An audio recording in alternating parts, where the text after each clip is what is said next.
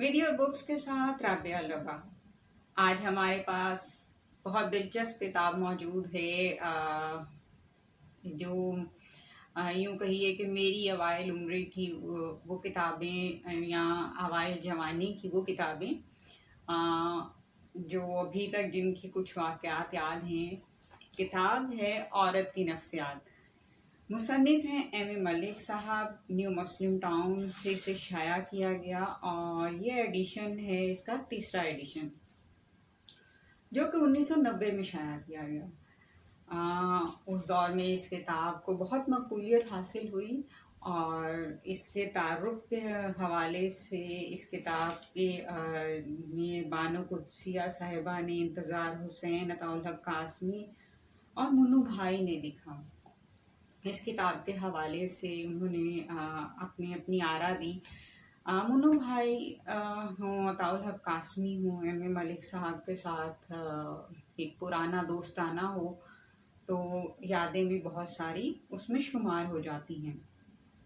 آپ اپنے قریبی دوست کے زیادہ قریب ہوتے ہیں تو کتاب میں وہی چیزیں ہیں۔ ہمارے ہاں بہت زیادہ ذوق و شوق پایا جاتا ہے عورت کی نفسیات کو سمجھنے کا، لیکن جوں مرد اس کی نفسیات کو سمجھنے کے لیے ایک کے بعد ایک عورت کی طرف جاتا ہے تو اس کی اپنی نفسیات اس قابل نہیں رہتی کہ وہ اس کو بیان کر سکے، گرچہ وہ اس کے بہت دعوے دار ہو جائیں۔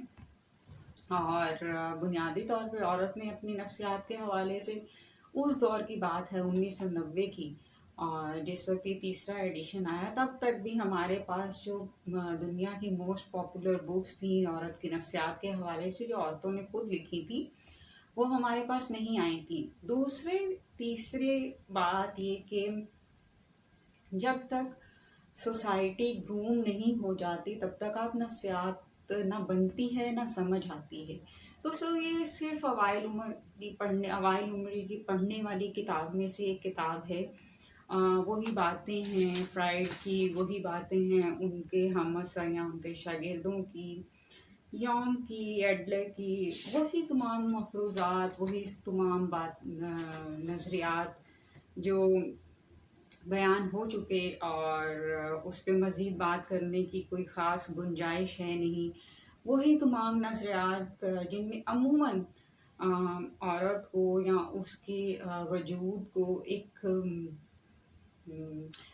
منفی پہلو پیش کیا جاتا ہے، یا اس کا اگر جذباتیت اس کا ایک پہلو ہے تو اس کا کمزور ایلیمنٹ بیان کیا جاتا ہے، جبکہ یہ ایک بچے کو پالنے کے لیے بہت ضروری ہے۔ عورت کو مرد اپنی نظر سے دیکھتا ہے۔ بہرحال اس کتاب کی سب سے دلچسپ جو مجھے پرسنلی نہیں بھولی کبھی بھی بات، وہ ہے منو بھائی کی باتیں۔ منو بھائی نے سب سے پہلے تو ایک پیراگراف میں، مختصر پیراگراف میں جو بات بیان کی، ایکچولی عورت کی نفسیات کے حوالے سے جتنے مرد تحقیق کرتے رہے، اور موسٹلی ابھی یہ جو ہر یونیورسٹی میں تھیسس ہوتا ہے کہ جی فلاں رائٹر کی ادب میں نسائی تجزیہ، مطلب آپ ایک تو بچے کو نسائی تجزیہ کرنے کو دے دیتے ہیں، دوسرے آپ نے کبھی یہ نہیں کوشش کی کہ بھی اس میں مردانہ تجزیہ بھی کیا جائے۔ سمجھ سے باہر ہے کہ کیا مرد تجزیہ کے قابل نہیں ہے یا اس کے پاس کردار ہی نہیں ہے ادب میں۔ بہرحال یہ ایک علیحدہ بحث، علیحدہ چیز ہے۔ منو بھائی کا جملہ سنیے آپ۔ میں نے عورت کی نفسیات کے بارے میں اپنے مشاہدات اور تاثرات تلاش کرنے کی کوشش کی، مگر وہ مجھے نہیں ملے۔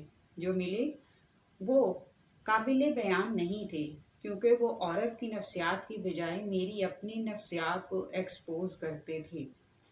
ایکچولی ابھی تک کی جو کتابیں ہمارے ہاں اسپیشلی مشرق میں لکھی گئی یا تجزیات ادب کے حوالے سے کیے گئے، اس میں یہی آخری جملہ بہت زیادہ ڈومینیٹ کرتا ہے۔ منو بھائی کا تو ظرف ہے کہ انہوں نے اس کو قبول کیا کہ یہ میری اپنی نفسیات کو ایکسپوز کرتا ہے، باقی سب کو اپنی نفسیات پہ عبور ہے۔ ہم ان کے عبور کو، ان کے مان کو ایز اٹ از رہنے دیتے ہیں۔ دوسرا واقعہ جو منو بھائی نے یہاں مجھے بہت پسند ہے، جب میں نے اپنے اوائل عمری میں بھی پڑھا، یہ میرے میٹرک سے پہلے کی کتاب ہے، تو جب میں نے اپنی اوائل عمری میں بھی پڑھا تب بھی یہ واقعہ مجھے آج تک نہیں بھولا۔ وہ واقعہ ہے گجری کا۔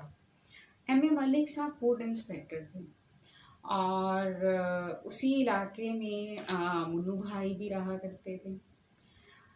ایک دن انہیں فوڈ انسپیکشن آفیسر کے طور پہ کہیں انسپیکشن کرنے جانا تھا۔ کسی نے کمپلین کی تھی کہ دودھ جو ہے وہ یہ گجریاں جو ہیں یہ دودھ ناخالص بیچتی ہیں۔ اب ایم اے ملک صاحب کی یہ بھی ہے کہ وہ پامس تھے، تو وہ جو گجریاں دودھ بیچتی تھیں، منو بھائی نے مطلب اس پہ دونوں چلے گئے انسپیکشن کے لیے۔ انسپیکشن کے دوران چالان کٹ گیا۔ چالان کٹا تو ظاہر ہے کہ وہ پڑھی لکھی خاتون نہیں تھی، کوئی 6 فٹ قد، اور یہاں وہ لکھتے ہیں کہ بلونت سنگھ کے افسانوی کرداروں جیسا ایک کردار اور اس خاتون کا، اور اس نے ایک ان کی ٹیم کے ایک ممبر کو ایک تھپڑ دے مارا۔ اب جب اس نے تھپڑ دے مارا تو منو بھائی نے وہ جو تھے انسپیکشن کے طور پہ انگوٹھے لگوائے۔ ایم اے ملک صاحب نے پیپرز پہ کہ بھائی اس کا چالان کٹ گیا۔ جب چالان کٹ گیا، اس کا انگوٹھا دیکھا بطور پامسٹ ایم اے ملک صاحب نے، تو انہیں تجسس ہوا ان کو، کیونکہ پامسٹ بھی تھے اور پامسٹ اچھے، بہت اچھے پامسٹ تھے۔ تو انہوں نے منو بھائی سے کہا مجھے اس کے ہاتھ کا پرنٹ چاہیے۔ خیر لے دے کہ انہوں نے ایسا واقعہ بنایا کہ بھی تمہارا چالان ختم کر دیا جائے گا۔ سو وہاں پہ وہ آفس میں گئی اور سارا کچھ وہ جو ایک انہوں نے پہلے پری پلان ساری کہانی بنائی تھی اس کے مطابق اس کے ہاتھ کے پرنٹ حاصل کر لیے۔ پرنٹ حاصل کیے تو اس کے مطابق انہوں نے کہا کہ خاتون 2 قتل کر چکی ہیں، اور پہلا قتل انہوں نے اپنے شوہر کا کیا، دوسرا قتل جو تھا وہ انہوں نے اپنے اس شخص کا کیا جو شوہر سے زیادہ پیارا تھا، کیونکہ اس نے شوہر کے قتل کے بعد ان سے شادی کا مطالبہ کیا، اور وہ اپنی مردانہ نفسیات کے تحت ٹاٹا بائی بائی کر رہے تھے، انہوں نے اس کا بھی قتل کر کے اسے کنویں میں پھینک دیا، اور شور یہ مچا دیا کہ میرے شوہر کا قتل ہو گیا، کسی نے کر کے میرے شوہر کو کنویں میں پھینک دیا ہے۔ سو پولیس کی طرف سے انہیں انعامات سے بھی نوازا گیا، اور اس کے بعد اس سارے پرنٹ کے بعد یہ سوال جواب ایم اے ملک صاحب نے خود کیے ان خاتون سے، اور انہوں نے یہ نہیں بتایا کہ انہوں نے خود اپنے شوہر کا قتل کیا، انہوں نے انڈائریکٹ پوچھے یہ سوال، اور فائنلی انہیں علم ہو گیا کہ یہ 2 قتل کر چکی ہے۔ اسی رات انہوں نے منو بھائی سے کہا بھائی یہاں سے بسترا گول کرو، جو 2 قتل کر سکتی ہے وہ 3 قتل بھی کر سکتی ہے۔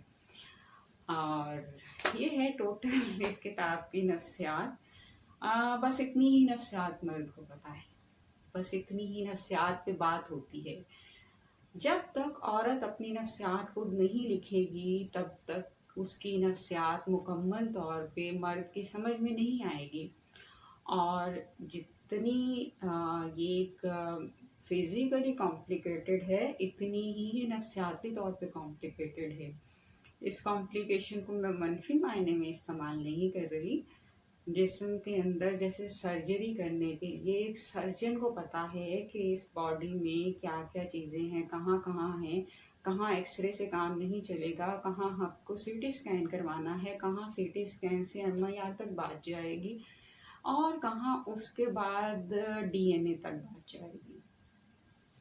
سو کوشش یہ ہونی چاہیے، نفسیات پہ بات کرنی ہے تو بہت نیوٹرل ہو کے کرنی ہے، اور ہمیشہ مردیں نہیں کرنی ہے۔ جب تک ایک عورت اپنی نفسیات خود بیان نہیں کرے گی، اس کو یہ موقع نہیں ملیں گے، اور تب تک وہ اپنی نفسیات کو فل فلیج بیان نہیں کر سکتی جب تک کہ اس کو وہ تمام اپرچونٹی اور اتنی تمام آزادی نہیں مل جاتی کہنے کی، بولنے کی، ایکسپیرئنس کرنے کی،